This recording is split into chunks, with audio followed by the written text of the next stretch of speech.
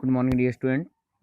मैं आपका विज्ञान अध्यापक शुभम तिवारी माया ज्ञानोदय संस्कार अकादमी बिरधालितपुर से आप सभी कक्षा 7 के विद्यार्थियों का आज की इस वीडियो कक्षा में हार्दिक स्वागत करता हूं। विद्यार्थियों, लेसन 18 स्थिर वैद्युत में आज का हमारा टॉपिक है त्वरित आघात से होने वाले लाभ एवं हानि। विद्यार्थियों, कल की वीडियो कक्षा में हमने त्वरित विद्युत के बारे में अध्ययन किया था और त्वरित आघात के बारे में। देखिए, त्वरित विद्युत का आघात यानी त्वरित विद्युत जहाँ पर भी अपना प्रभाव डालती है या गिरती है, आघात करती है, तो उस जगह पर नुकसान भी होता है यानी हानि होती है। लेकिन प्राकृतिक घटना है और प्राकृतिक घटना का एक ओर जहाँ नुकसान होता है वहीं दूसरी ओर लाभ भी होता है। विद्यार्थियों, तो आइए त्वरित विद्युत से होने वाले जो लाभ हानि है उन्हें देखते हैं। सबसे पहले हानि की बात करें तो चूंकि त्वरित आघात की ऊष्मा इतनी अत्यधिक होती है कि जिस किसी वस्तु पर या जिस किसी भवन, बिल्डिंग, पेड़, जीव जंतु आदि पर जब यह गिरती है या इसका प्रभाव पड़ता है तो यह उस वस्तु को जला देती है। दूसरा, जो विद्युत के उपकरण होते हैं जैसे television, fridge, cooler, refrigerator, machine आदि, जितने भी इलेक्ट्रिकल मशीन्स हैं उनके भी जल जाने की संभावना होती है। अब आ जाइए इसके लाभ की बात करें तो थी हानियां।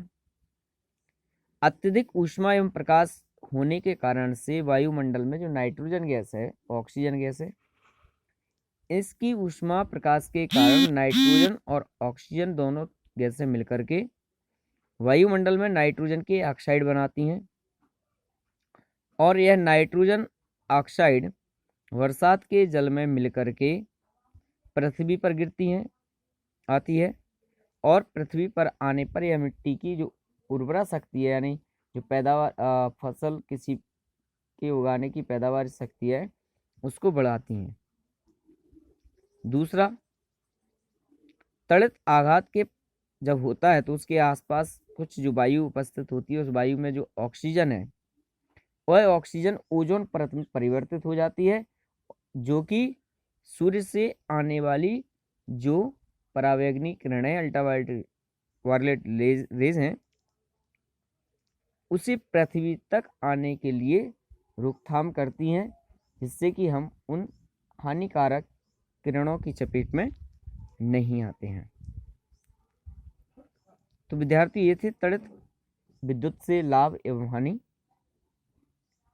अब आइए त्वरित चालक। देखिए, जब कोई प्राकृतिक आपदा आती है तो हमारे साइंस या हमारे साइंटिस्ट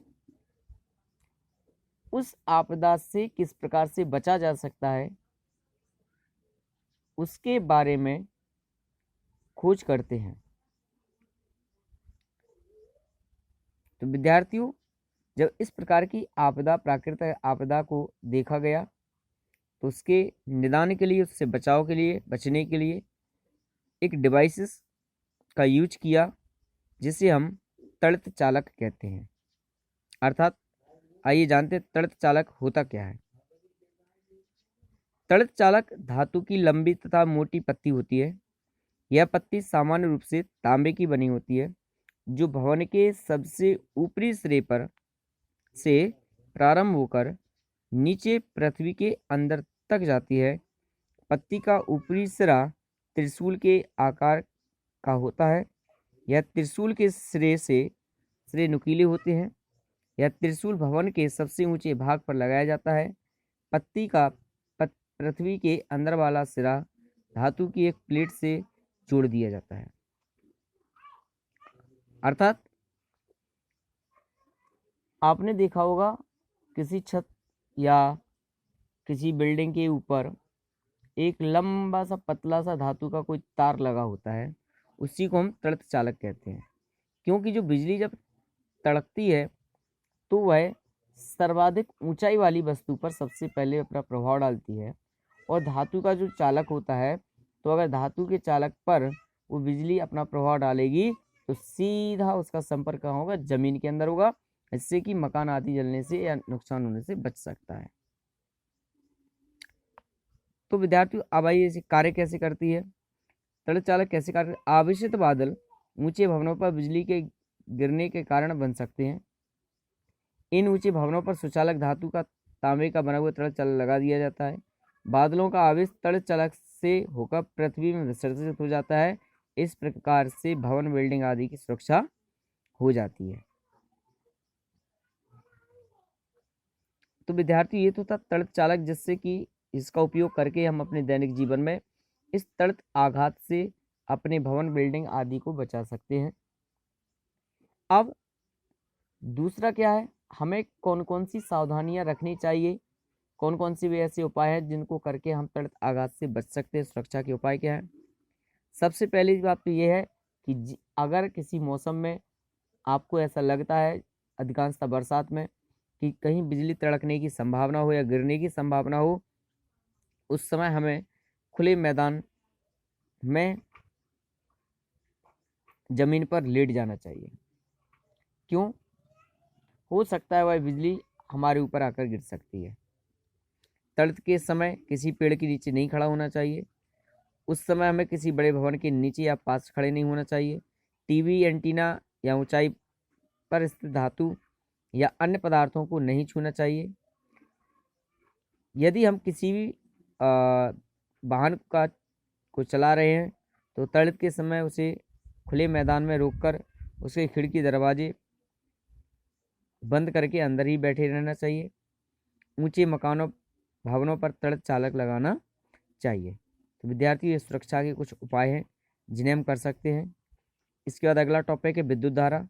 तो विद्युत धारा आवेश के प्रवाह की दर को हम विद्युत धारा कहते हैं। यानी एकांक समय में किसी चालक में जो आवेश प्रवाहित हो रहे हैं, उस आवेश की मात्रा, परिमाण को ही हम उस चालक में प्रवाहित विद्युत धारा कहते हैं। विद्यार्थियों, ये था आज का हमारा टॉपिक स्थिर विद्युत से रिलेटेड। आज का हमारा यह लेसन समाप्त होता है। कल फिर पुनः एक नए अध्याय के साथ उपस्थित होंगे। तब तक के लिए आप सभी को बहुत बहुत धन्यवाद।